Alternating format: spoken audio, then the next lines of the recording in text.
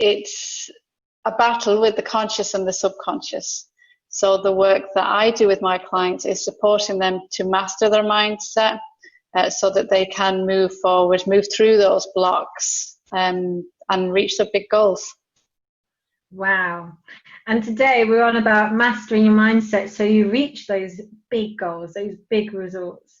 So I'm really excited to be speaking to you about this, and anyone who's tuning in today, this is definitely for you. I always say, you know, if you are going past something and something kind of really tickles your fancy, like this video today, you are meant to be watching this. You are meant to be watching this. You're meant to be here. And me and Noah were actually discussing before, we full on feel that by doing this, someone out there needs to be listening to this information right now. And it's going to help that person step forward and unleash their inner power, or inner superpowers, so to speak. So tell us a little bit more about what you're going to be teaching today. So the essence of what I do is understanding how your mind works. So when you have an understanding of how your mind works, you can almost look at it from a third person point of view, because we all get so emotionally involved with ourselves, with our results, with what's going on around us, that actually that takes over everything. And if you can step outside that zone and look at what is going on objectively, in terms of, you know, it's quantum physics, you know, what's going on in our minds. And if we take out that emotion, you can literally change your results. So I can walk you through those steps. Hypnosis then integrated into the coaching that I do, it's a faster way to access the subconscious.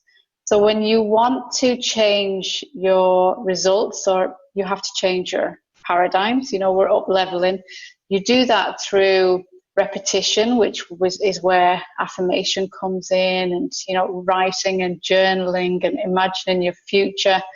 And you can also do it through hypnosis. And hypnosis is a deep state of relaxation, which basically opens up the pathway to your subconscious mind so that you can put suggestions in there much quicker. So it just accelerates the process that the person is on. So it's really powerful. Wow, that's amazing. Because I remember, I think it was in Gemma's group the other day, and Gemma asked the question, what's the misconception of your industry? And someone said, you know, thinking that they're going to be made to act like a chicken or something like that. And that was the general consensus that a lot of people had, wasn't it? Yeah, it is. And the differences are, you have, so hypnotherapy, you know, you train to become a hypnotherapist, and then you have stage hypnotherapy. So they're all the same. It's all the same way that you access the subconscious, but they're different in a sense. So I call the stage hypnotists, I call them hypnotists, and I call the work that I do therapy. So it's hypnotherapy. So yes, the stage hypnotists, they're hypnotherapists, that's what they were trained to do. But they get you to do little tests. You'll notice if you've ever been at a show, they'll get everyone to stand up and put their arms ahead and close your eyes and visualize this. And at the end of that test, when they look out into the audience, they can see who the top 10% are that are highly hypnotizable. And then from that, they will pick the people to bring on stage. And those highly hypnotizables are also outgoing because they're going to go on stage. You know, they participated.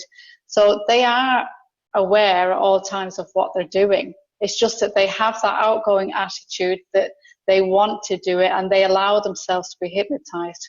But actually, they're not doing it against their will, because that's impossible. Your mind would never do that in hypnotherapy. If you don't agree with a suggestion that somebody gives you, you reject it, and then you don't act like a chicken.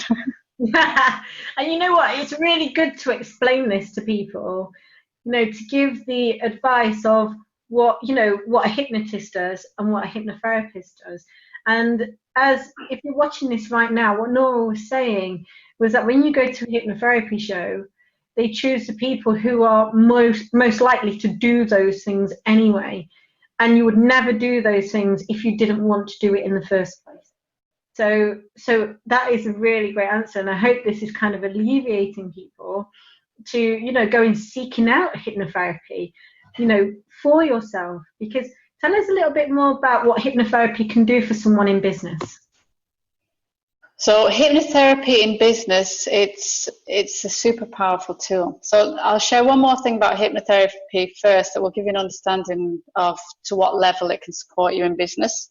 So hypnotherapy, it's amazing in some areas. You get very quick results. For example, somebody that wants to stop smoking can go and see a hypnotherapist, and after 2 or 3 hour session, they're a non-smoker, and it's as quick as that.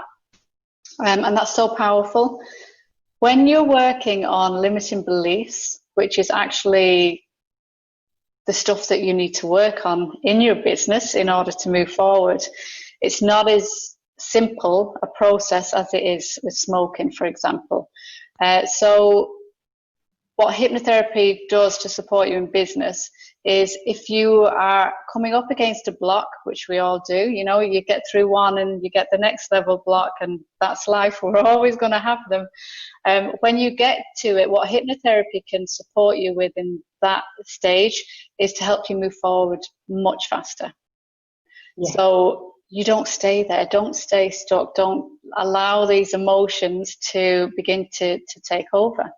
Because when we start getting thoughts of, I'm stuck, or I'm crap, my business isn't going anywhere, everyone else is doing much better than me, when we start to get emotionally involved with that, then we're making change in the subconscious, and that's detrimental to our business. So when we become aware of these negative thoughts coming into our mind, we want to switch it up as soon as possible and make sure that we're not getting emotionally involved with it. So hypnotherapy can help you to do that if you are stuck in that space of knowing that you need to move forward and you're just finding it quite challenging. Hypnotherapy is super powerful. Yeah, it is amazing. It is amazing. And people do get really great results. And you touched on those limiting beliefs as well, because they do come back from time to time. It is about changing different things, different aspects, about changing your language, about, changing many things that we've taught over, when we've been growing up. We spoke about growing up earlier, didn't we? It's about changing all those things. And as you start to change them and become more aware of them, you're able to take action.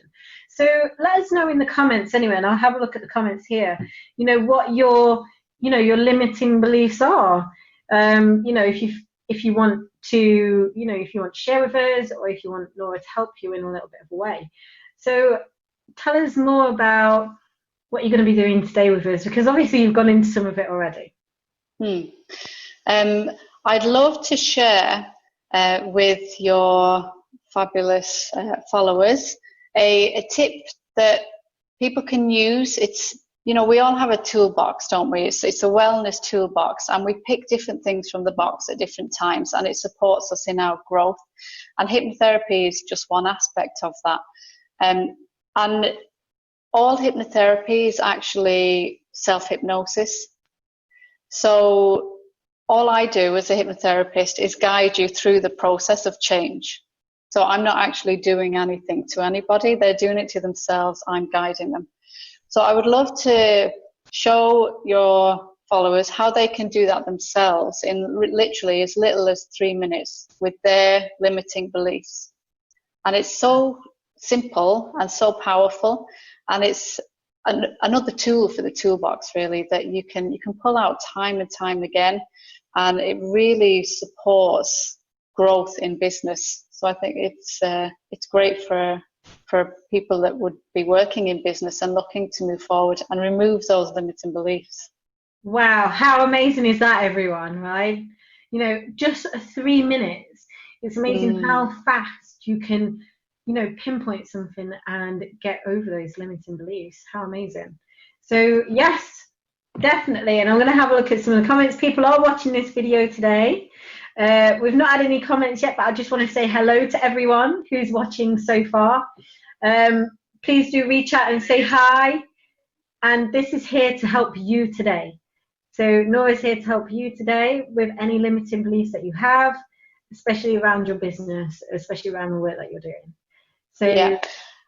And if anybody is watching this live, and if there's something that's coming up and blocking them at the moment, if they comment what that is, I can show them how to reframe it and use that in their 3-minute practice in the evening. Wow. So it will be super, super helpful. Yeah. So if they could write that in, it would support them for sure. Well, what I'm having a look at here, people are watching, but no one's commented yet, but they will.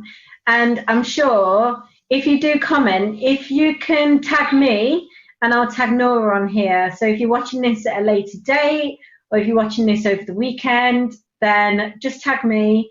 And when I come back after the weekend, I'll tag Norah, and then Norah will be able to help you anyway. But definitely check out her group as well, because I think I've posted your group above.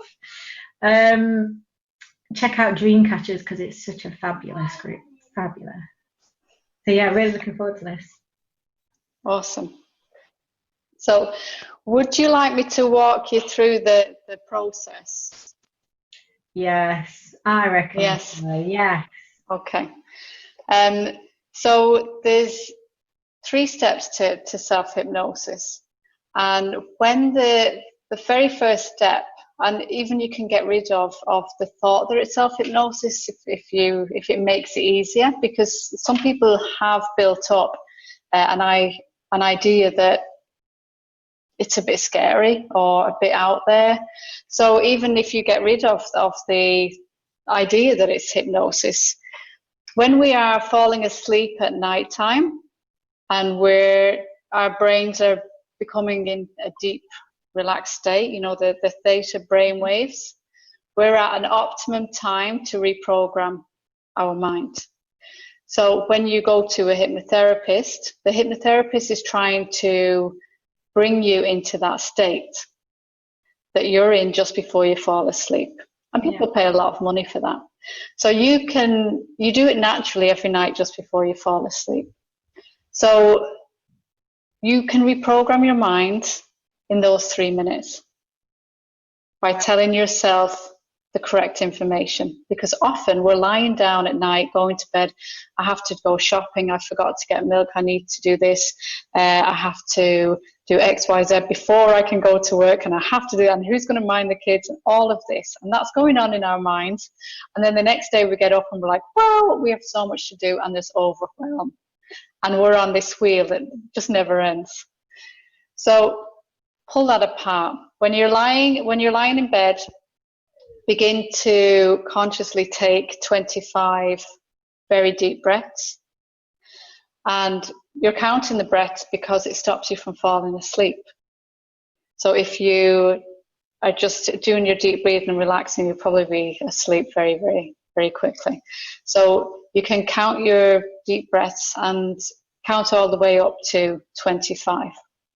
And do that for a week and nothing else. There's absolute no pressure for anything. You can just fall asleep.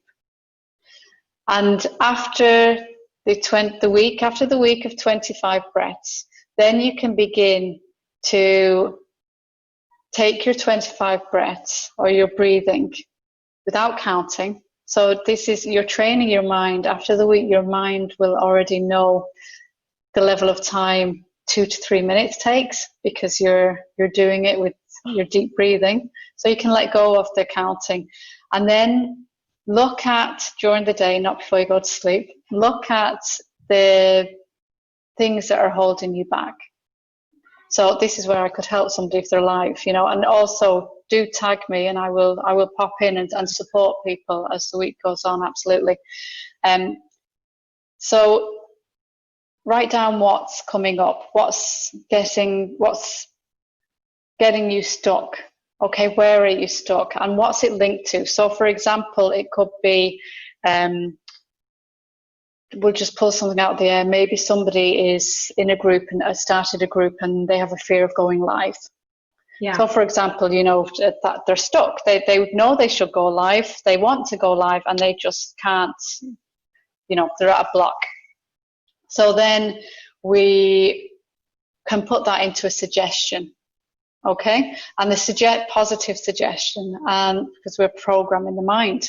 So that positive suggestion could be, I am confident and calm on camera, for example. And use that suggestion for, instead of your 25 breaths. I am calm and confident on camera. I'm calm and confident on camera.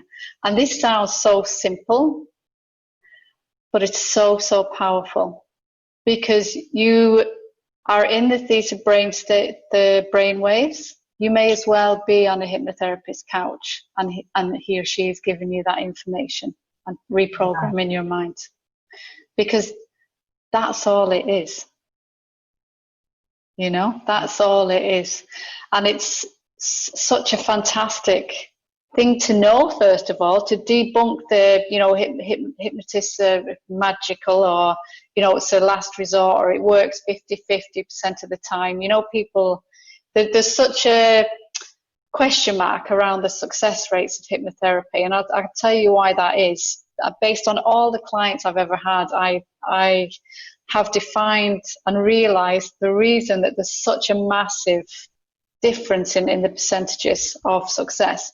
And it's literally because you're guiding the client through the stages of self-hypnosis. Somebody comes to you and they want to give up smoking. You guide them through the process, and you're saying to them, you'll never want to, you know, you don't like to smell cigarettes anymore, or you are ready to give up.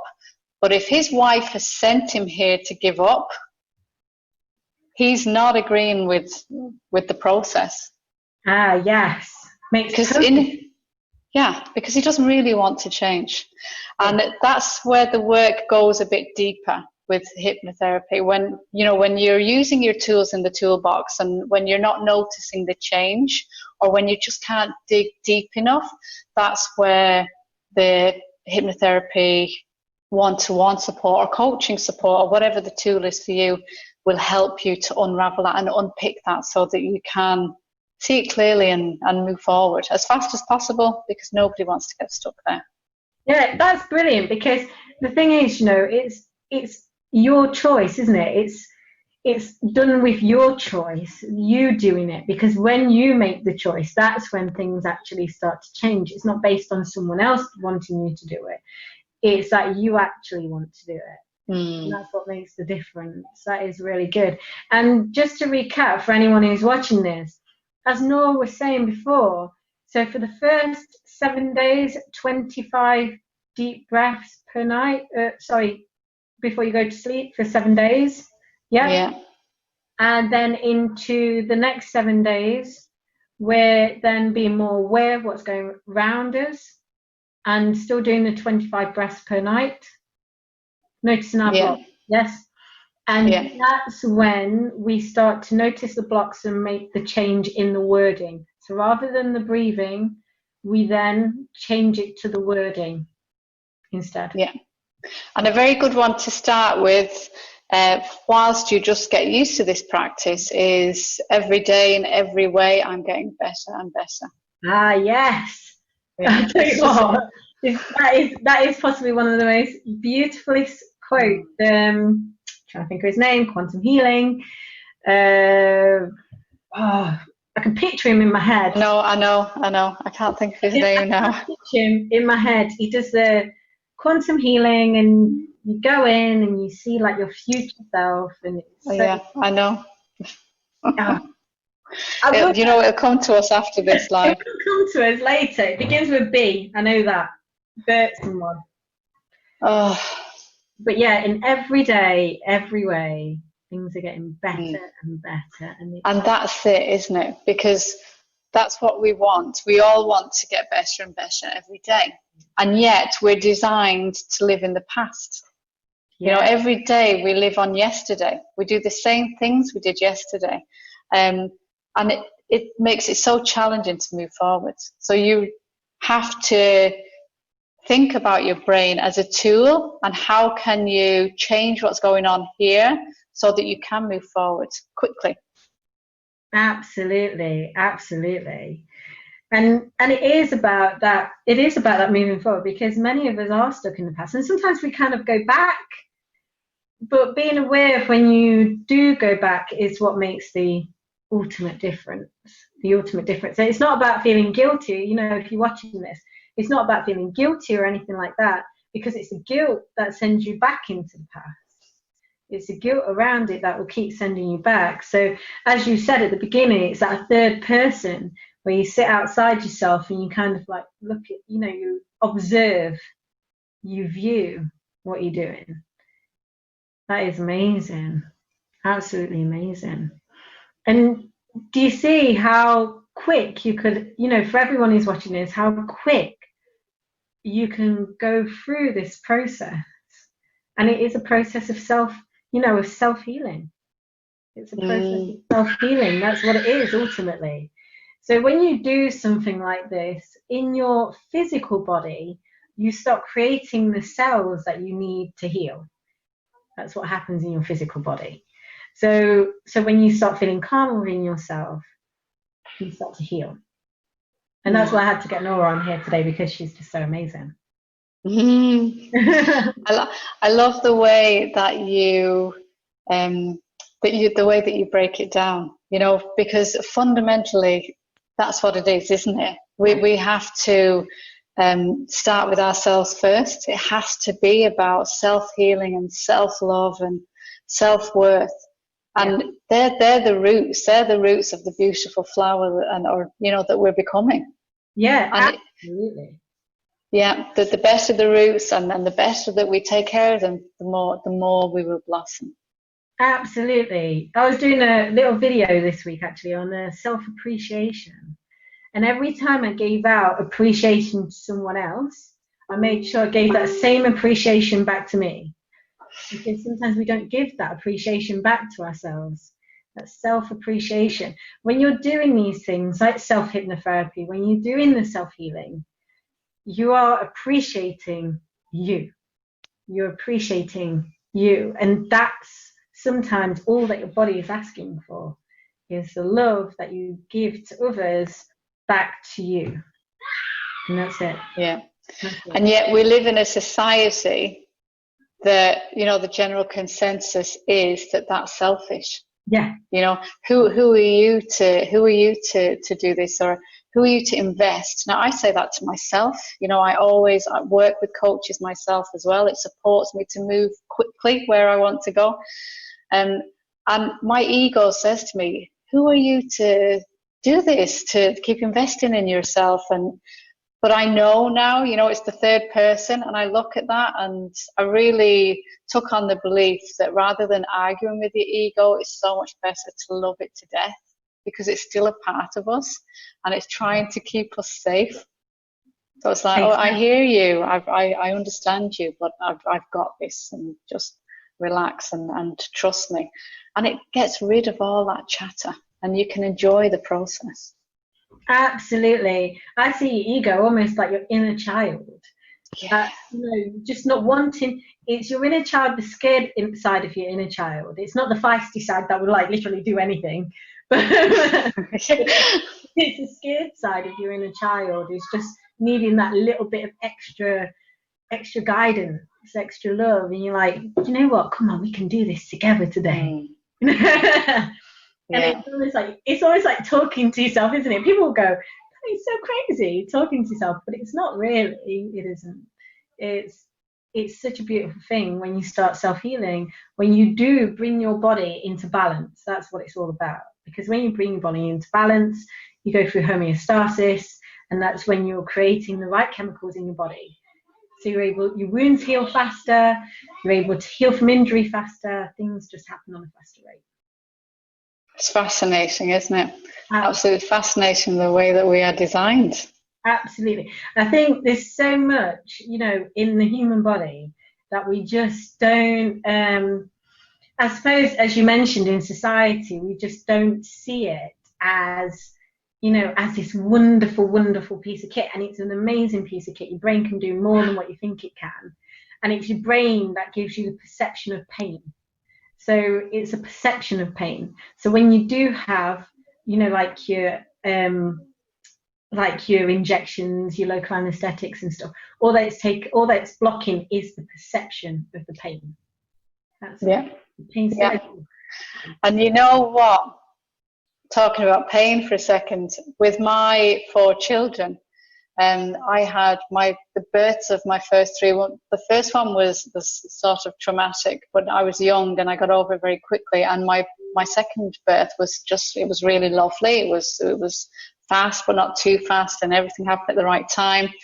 And then my third girl, that was 8 years later, it was horrific. It was a horrific birth, and I was really anxious. And it was after her, actually, that I started studying the mind and got into hypnotherapy and moved from that.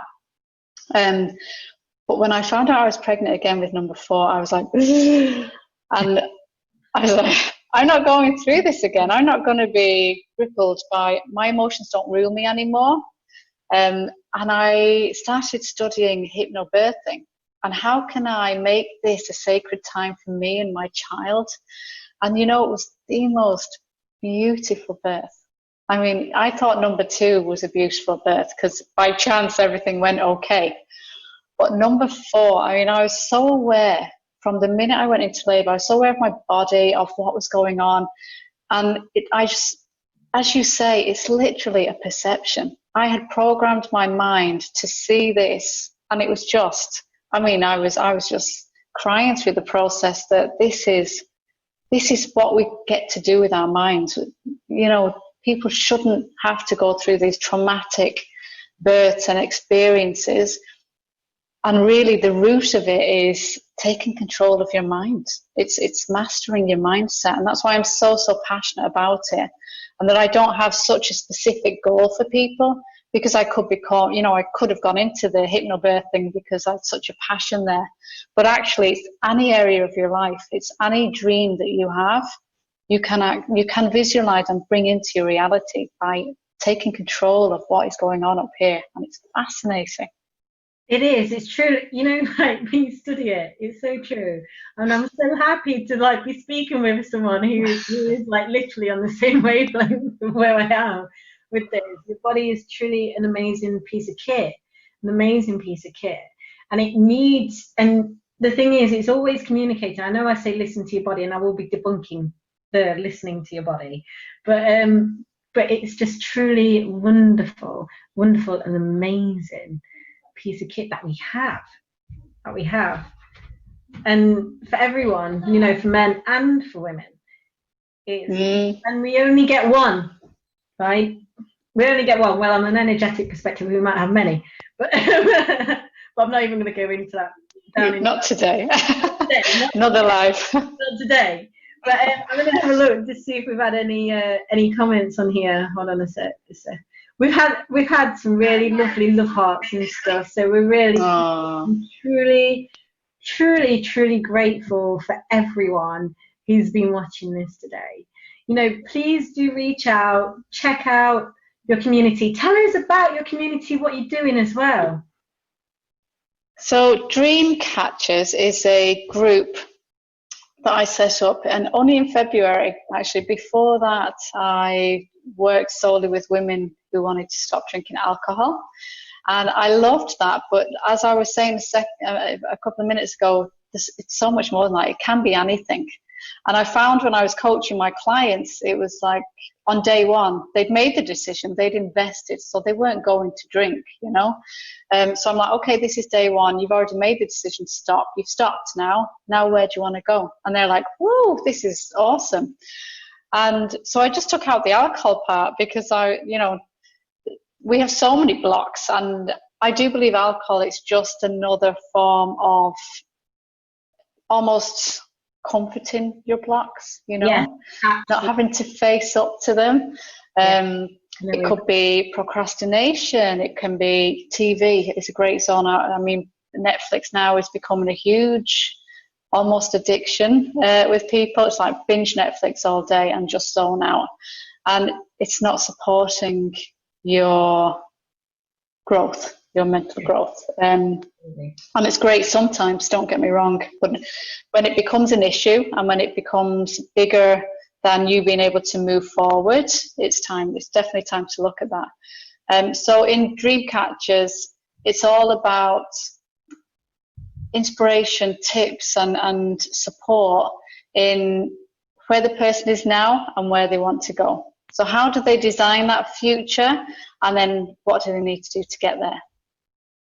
I love it. And really that's what it is. I have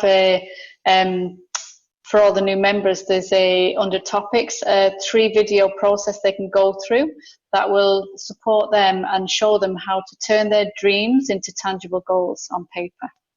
Oh, I love it. And it's such a wonderful community as well. Really, really vibrant community. Really lovely and loving as well. I think that's the main thing. It's just a really genuine community. And I really like it. I like being in there anyway. And you mentioned as well, because I gave up drinking last July. So yeah, and I can wholly agree with you on the things that I was avoiding through alcohol. And I was drinking some amount of alcohol, that's for sure. But I was avoiding many things. And I really don't think that I would have ever shown up in this way if it wasn't for the fact of giving up alcohol. And that was like a real, oh my God, at the time. I was like in tears. Oh yeah. And I was in tears, but like nearly a year later, it's like the best thing that I've done. The best. Oh, for sure. Yeah, I was the same. I think I'm in year 3 of deciding that alcohol is just not supporting me. But with our personalities, generally women in business, we're all or nothing, aren't we? We're bloody passionate. We're all in. We're going to do whatever the hell it takes. So our personalities and bottles of Rioja isn't going to go down too well, because we're all or nothing. So give me the bottle of Rioja, don't give me one glass.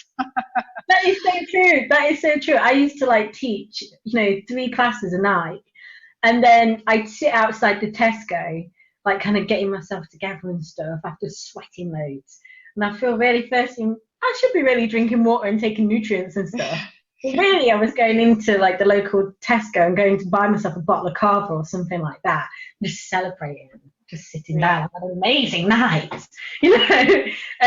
But as my husband said to me, he goes, I was really worried in case of what happened to you in the future. It's okay, you're doing this now. He said the amount that you were drinking, he says, in the future, what is that doing to you? And I think I was having about at least £50 worth of bottles a week, and possibly then a lot more at the weekends. So I wasn't, it wasn't a very good relationship that I had. Well, it was a good relationship at the time. At the time, yeah. It's always a good relationship at the time. Yeah. But the thing is, we have to be grateful for those moments, don't we? Especially when we go through those moments. We wouldn't be here if we didn't go through it. Exactly. That's the thing. I definitely wouldn't. Exactly. We wouldn't be sat in here. We would not be having this conversation now, because we'd be too busy drinking some wine, with friends or something. Because that's what I used to do. Become Friday's a day you switch off. Well, I wouldn't usually switch off, but I'd still be doing social media stuff, and I'd be having a nice glass of wine. But instead, I have sometimes I'll have non-alcoholic stuff, or I feel so much better. Yeah. Oh God, there's no comparison. No comparison. You can't deal with multiple kids as effectively. Yeah, it was actually when my youngest was about 6 weeks old, because I'd done the hypnotherapy at this stage, and I knew, and I was in a really good place. And she was about 6 weeks old, and I started having wine again. So obviously I was off it when I was pregnant, and I remember after about 3 or 4 nights, or I was like, what are you doing? The baby's awake every 2 hours looking, you know, to be fed. You're knackered. What's good in this wine? What, you know, that you missed for the last 10 months because you couldn't drink it because you were pregnant? And I was just like, what am I doing? And it was coming up to Christmas. So I said, you know what? 2018, I'm going to go dry and see if I'm better with or without alcohol. And in that year, so much happened. I mean, by the April, my marriage had broken down. I was hiding big time, you know. And we're almost divorced now. It's a long process in Ireland. They really, they really don't want you to split up here. And so much happened. You know, I began niching my business and going all in with, even with the fear. I think I became really aware of what I wanted. There was no hiding. There was no hiding, you know. It was a fascinating journey, fascinating. But yeah, I'm a totally different person to who I was, you know, pre 2018. It's amazing the journey that these choices will bring you on. Yeah, absolutely. And if you are watching this, you know, reach out to Norah, reach out to her. You know, if you're watching this right now and you just think, or you're in a position where you are aware of, you know, your drinking's kind of like taking a bit of a control over your work life, or you find that you're procrastinating a lot more, or you find that you're spending a lot more time on social media, or whatever's going on, reach out to Norah, go into a community for sure. For sure. Thank you so much, Trina. You are most welcome. I want to thank you so much, honestly, from the bottom of my heart, for coming on here and being part of the social media switch off.